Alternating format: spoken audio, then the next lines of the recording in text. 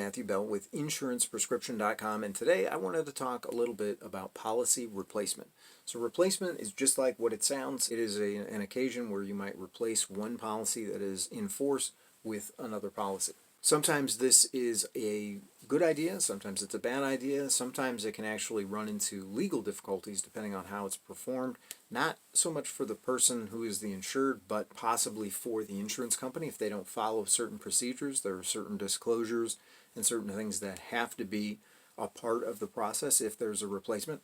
But in general, I thought I would just talk through a few of the ins and outs and just kind of give you a bird's eye view of the situation when it comes to policy replacement, because this is a very familiar situation that people find themselves in, is having to decide in terms of whether they should replace a policy or not. So when you think about replacement, the first thing to bear in mind is that there are different kinds of insurance policies. So just speaking in very general categories, you have on the one hand temporary insurance, and on the other hand you have permanent insurance, and then you have policies that can be temporary or permanent depending on how they're set up and depending on how they're funded.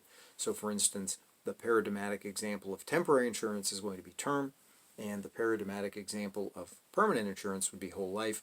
In between that, you have other policies, adjustable, flexible policies, universal life policies, that depending on how they're set up can be functionally like term or functionally like whole life, depending on how they're set up. On the one hand, replacement scenarios might arise for each of these very general policy types depending on the circumstance. So for instance, with a term policy, by their very nature, a term policy is designed to expire after the conclusion of the term. So if you have a 10-year term policy, a 20-year term policy, at the end of that period of time, the term policy will go away. So in some cases, as somebody's nearing the end of their term and they realize this, they might opt to replace the policy before the policy expires. On the other hand, a term policy might be a renewable policy. So even though they have an expiration on the first term, they may have the opportunity to renew the policy. Now, the renewal is going to be at the insured's new age, so it's not going to be the same premium as it was previously, but in some cases a person might consider replacement even if the policy is renewable, simply to try and obtain a better rate. When an insurance company offers a guaranteed renewable policy, there's a sense in which the insurance company has to bet that you're going to continue to be as healthy as you were, or within some range of acceptable health 20 years down the line from the time you wrote your original policy. So most insurance companies are going to bet that you're probably going to be a little bit unhealthy compared to how you were previously. Now, if you underwrite for a new policy and can demonstrate that you are healthy, or demonstrate that you are as healthy or healthier than you were previously, then you can perhaps qualify for a better rate.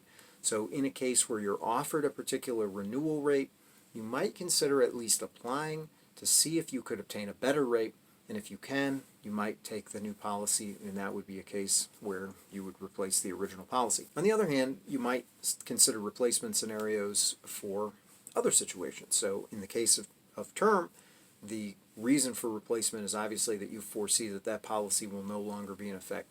For a whole life policy, there can be any number of other reasons why a person might look into replacement. One reason might be that the cash values are not performing the way that you anticipated that they would. Another reason for replacement might be that the circumstances of your life have changed. So for instance, it may be the case that you put in place a policy on yourself many years ago for one specific reason. Now you see it as advantageous for you to look into having a policy set up for some different purpose, and you'd like to redirect funds from the original policy to a new policy that suits your life and needs better. One sort of very simple example of this might be that you might have received a policy that was purchased on you by your parents, and perhaps that policy was just a very small policy, maybe a burial policy, and that you would rather now pay into a policy that's going to be functioning for you as a more robust final expense policy, or you might want to include legacy and estate planning in your insurance portfolio, or you might have some ambition to fund some kind of a life insurance retirement plan supplement. So there might be any number of reasons, and I would tell you, first of all, I have another video on alternatives to policy lapse. So for instance, instead of just canceling the policy outright, there are sometimes additional options that you have.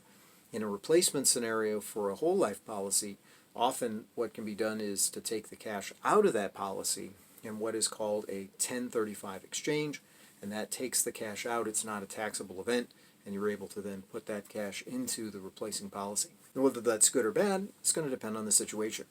Now, before I move on to circumstances of caution and cautionary notes, I should observe too that for universal life policies, one reason that some universal life policies might be replaced is because people funded them thinking they were going to be in place for, let's say, close to the whole of their lives.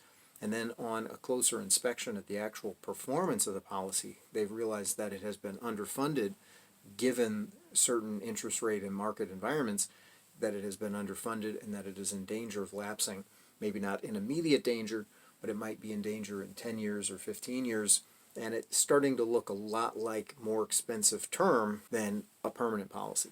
So one reason that a universal life might be replaced is because the policy is in danger of lapsing. Universal life has complexities to it and poses problems that are detailed enough that I'm not going to be able to do them justice in this video. So I anticipate doing an entire video just on universal life and just some circumstances in which a universal life policy might be in danger of lapsing.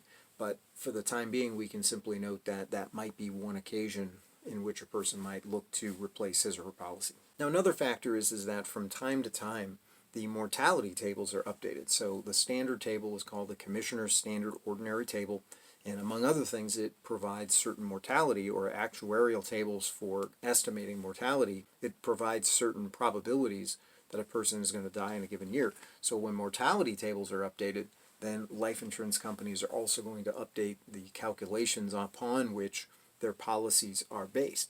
And when that occurs, it can be advantageous to you to revisit your insurance situation, because if your old policies were based on old calculations, it's possible that you can find yourself in a disadvantageous situation by keeping those older policies. And that can be the case even if you're older. Obviously, the further along you get, the older you get, but if assumptions are changed sufficiently, it might put you in a situation where you would be better off with a new policy than you would be with your old one.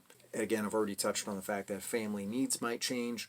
You might have more children, less children. You might have a need for a tax shelter, whereas previously you just had a final expense policy. There could be any number of different things that might change in your situation that might indicate that you are better off with a new policy than with one that you had previously. Another one might be if you feel that you have invested in a whole life or in some kind of cash value insurance policy and that it's not performing the way that you had anticipated, you might also consider replacing a policy from the standpoint of cash growth or cash accumulation. Or again, you might have had a number of policies on your family, each separate, and you might find that the expense loading on those policies is added up over time, and that you would be in a better position if you simply had one policy where each of the other family members were handled with riders. That's possible as well. But it's worth pointing out that not every case is a case in which you are going to be better off replacing a policy, and in some cases you are actually going to place yourself in a worse situation, much worse situation, if you attempt it, or if you are not careful about the way that you attempt it. So for example,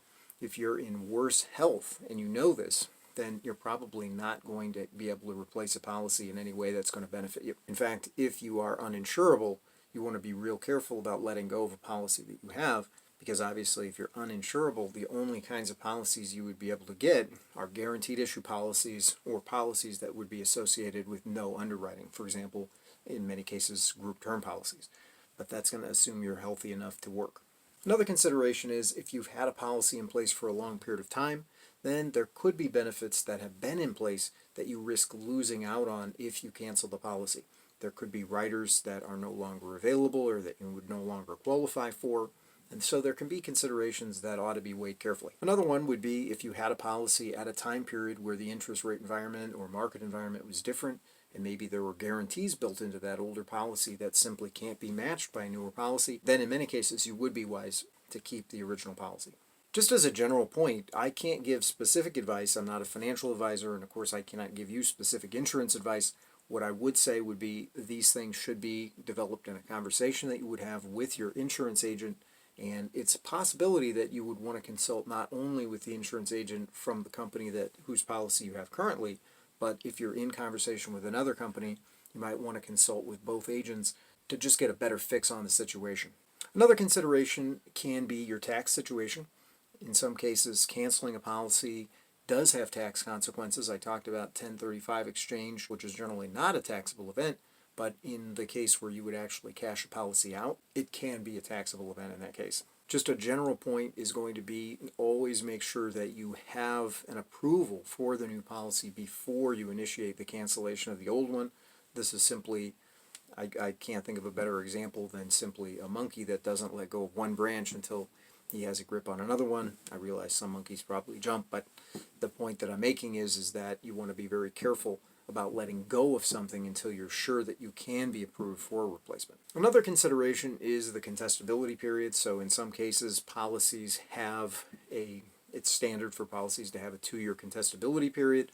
And so what that means is that the insurance company, if there's some misrepresentation, whether intentional or not, that could call into question the insurer's ability to adequately gauge your risk, then you should be mindful of the fact that a new policy restarts a contestability period. So if you've had a policy in place for many years, then the policy is, from a legal standpoint, is incontestable. It's not an insignificant consideration. I would say, obviously, most people are just going to represent themselves truly, and this is not going to be an issue, but in some cases, there may be reasons why a person might worry about this. Just an administrative point, when a person is considering having a policy replaced, you should be aware that the insurance agent who is replacing the policy is required to give you a notice of replacement of some kind. So there's going to be some kind of a paper that's going to acknowledge the fact that this is a replacement. Obviously, if it's a 1035 exchange, there's going to be additional paperwork to handle the cash transfer between the two companies. But beyond that, just the fact that you are going to potentially stop paying premiums into a policy, you have to be aware that if you are contemplating replacement, then your older policy most likely is either going to be lapsed, forfeited, surrendered, 1035 exchanged, and that coverage will no longer be in effect. So you want to, again, measure twice, cut once is a good adage, not just for carpenters, retirement planning, but also in this case, you want to make sure that the move you're making is in your best interest before you pull that switch, because you can't unsurrender a policy in most cases once it's been surrendered. There are certain ways of reinstating policies in some cases, but this is a very complicated and tangled situation that you don't want to get involved in if you can foresee difficulties. So once again, having a conversation with your insurance agent is the best way to proceed. But if you found something of use in this video, I ask that you like it, subscribe to the channel, click the notification bell to be alerted to new content as it becomes available. I thank you so much for being with me today, and I look forward to seeing you again in another video. Thank you.